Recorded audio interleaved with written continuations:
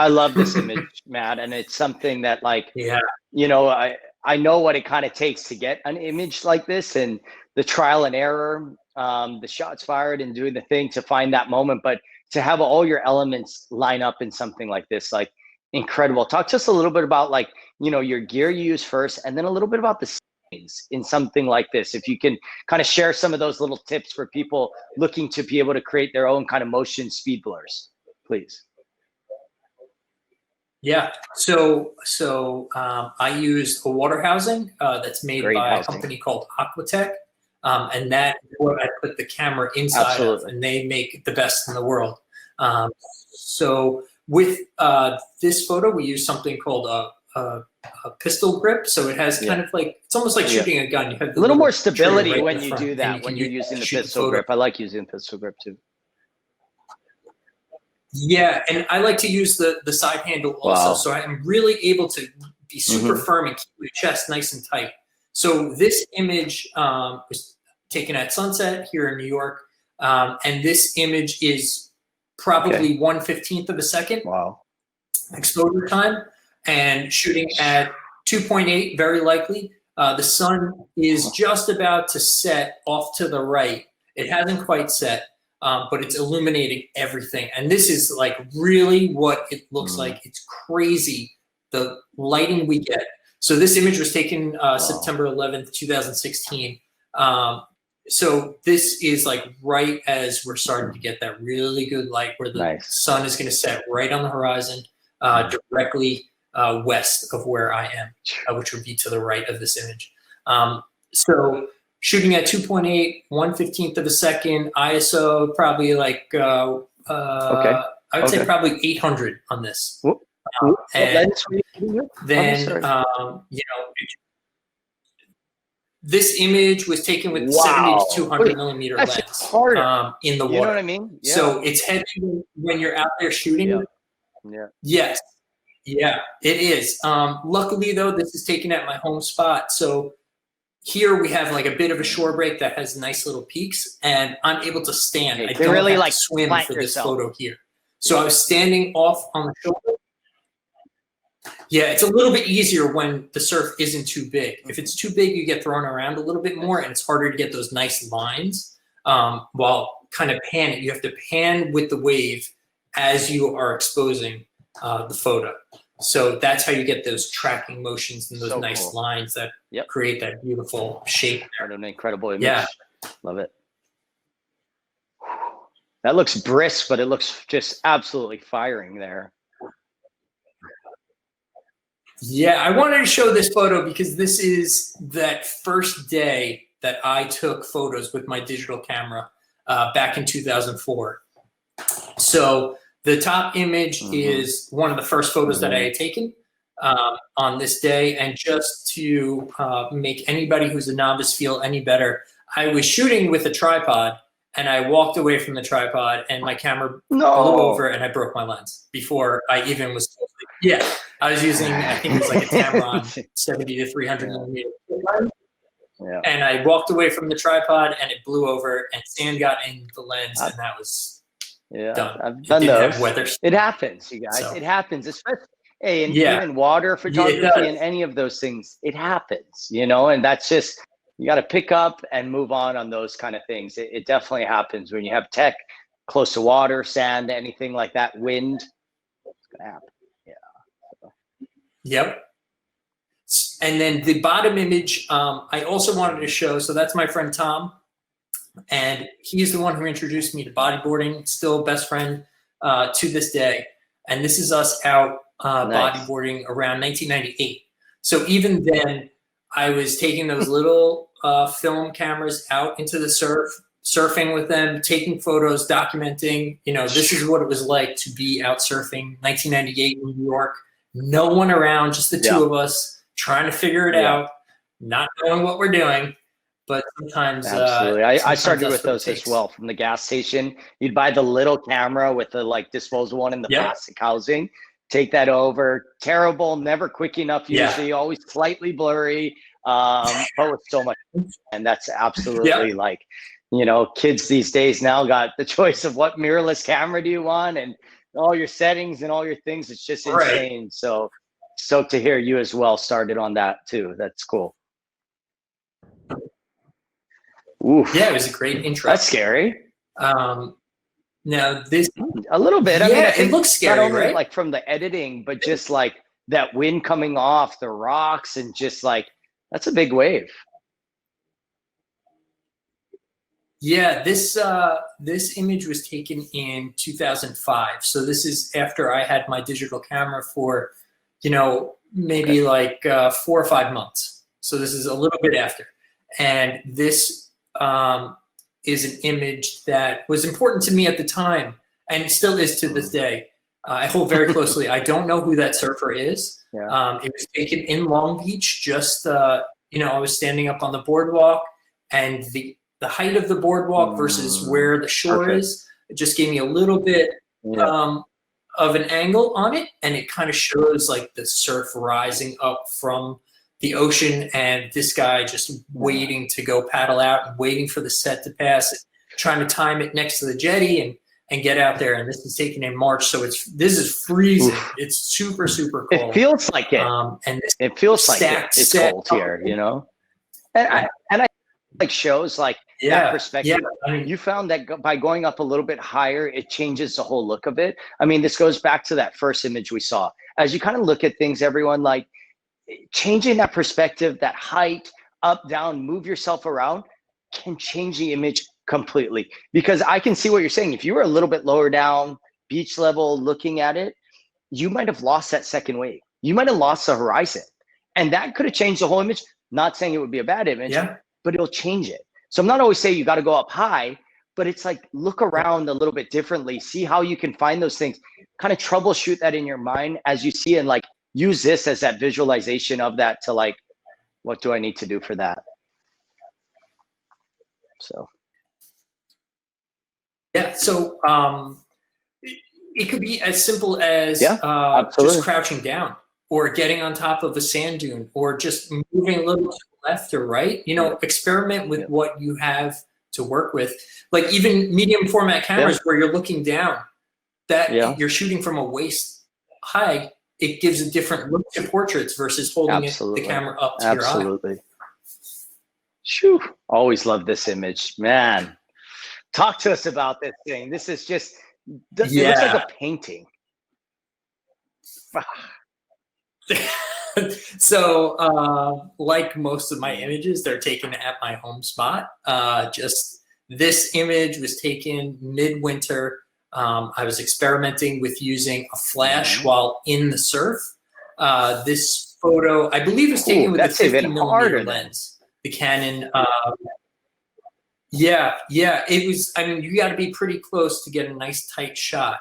And I just love the way that like you have those trails coming up, and you can see the little droplets of water that are illuminated on the surface, and then you have the splash coming off the lip, and this kind of like orangey sunset, and just these beautiful like kind of blue greens that are in the surf. And I submitted this image. I actually submitted the cropped version of it that appears to the right on the cover of Surfer magazine, which is like the ultimate thing that has happened to me, was getting the cover of Surfer magazine. That's even gnarlier. Is insane. Photo annual of Surfer magazine. There's not even a surfer on the cover. It's just a wave. So it's about me, which is like really the most flattering thing that's ever happened. I had no idea that was going to happen. That was just kind of like total surprise. But it just goes to show, like you put in the hard work for all these years with, standing and changing in the parking lot, freezing cold, no one around, beach is covered in snow, and I'm out there doing it for the love of what I do and wanting to get better and pursuing something. I don't even know what it is I'm going after. I'm going after the next kind of like the next good photo that I take. And for every good photo I have, there are probably 10,000 horrible photos that didn't work out. And for every good session of photos that I go out and shoot, there are probably 10 sessions where I just feel like, oh my God, I can't do this. This is such a waste. But you just gotta, I feel like you kind of like pay your dues to the ocean. Like the ocean will serve you after you have put in the effort and time. Absolutely. And I feel that, you know, with anything, you need to put in that time, and especially, did you shoot this thing vertically? Oh, I was like, holy cow. I shot this hard. You know what, personally, yeah, so I like the one on the left. I love the white water coming off the explosion. I can see that slight like blur a little bit more and everything like that. To me, I'm like, it's like, damn, surfer, you guys cropped it wrong on that one. But you know, I love that look, and you know, it is very powerful how it is on the cover with surfer like that. But that white water coming off the top, it's incredible, man.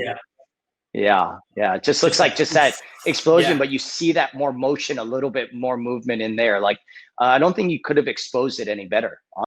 Thing is pretty pristine. Yeah, this worked out great. Flash settings were perfect for this distance, and just had it set just right. It worked out great. Now with the setting sun and stuff, and some of the limitations with shooting in the housing and the timing and wearing like big rubber gloves, neoprene gloves, it's hard to change settings sometimes. So you have like a window of opportunity where everything is really, really perfect. And this was what was your reaction when you took this photo? You saw the wave, you're like, holy shit.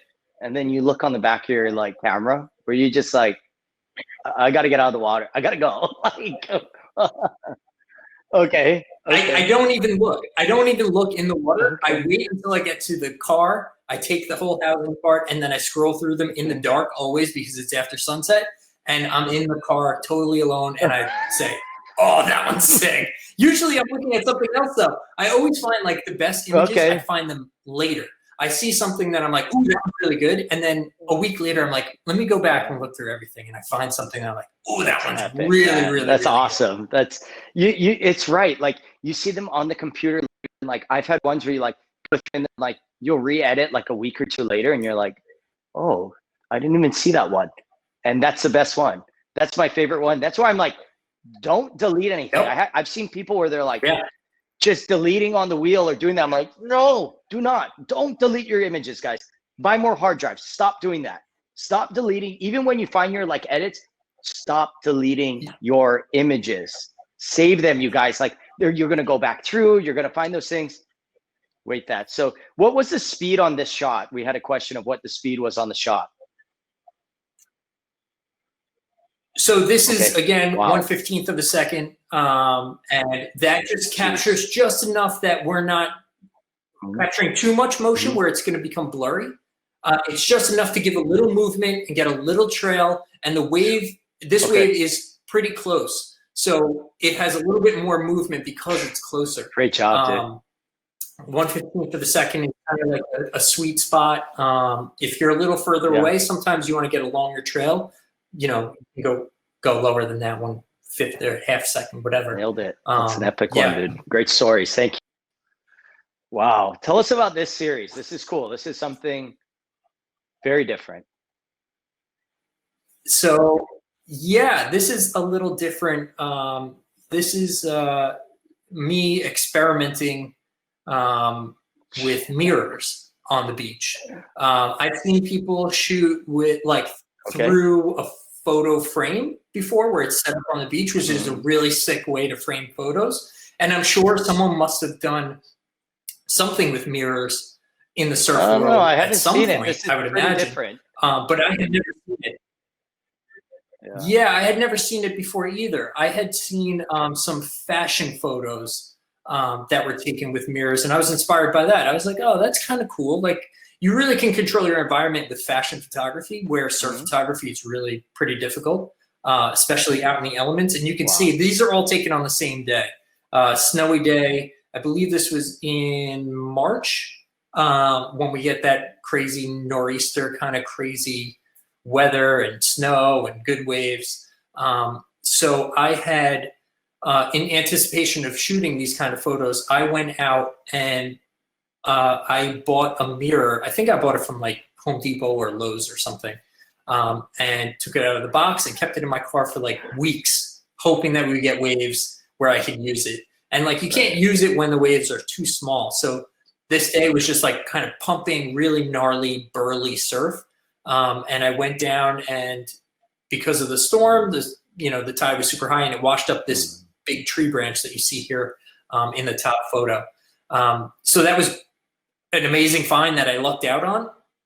So I put the mirror in there. It's probably about like 30 inches long, maybe a 20 by 30 kind of mirror. And I put it in and I started shooting photos, and I was like, this is not working at all. Like, I cannot get the angle right.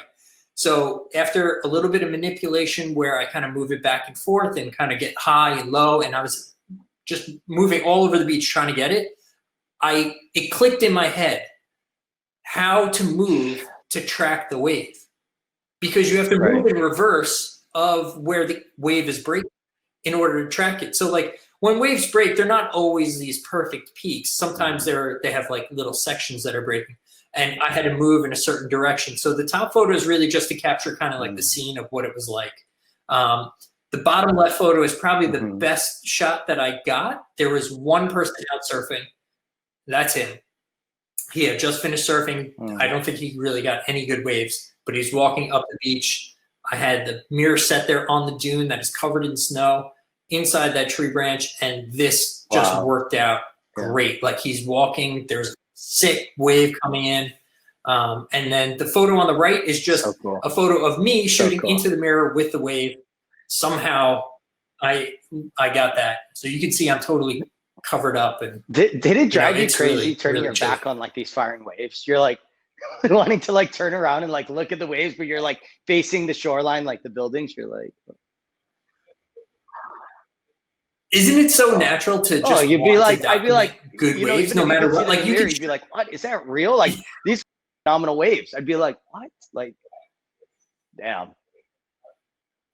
Yeah, you just want to look at them. But when you are shooting in the mirror, I had this goal in mind, and I just went for it, and I was able to get a couple of shots, and then the mirror broke in my car later on. But yeah, beautiful. I was able to get one day of using this mirror, which kind of opened my mind to, let's play with this a little bit more. Let's figure some interesting photos out.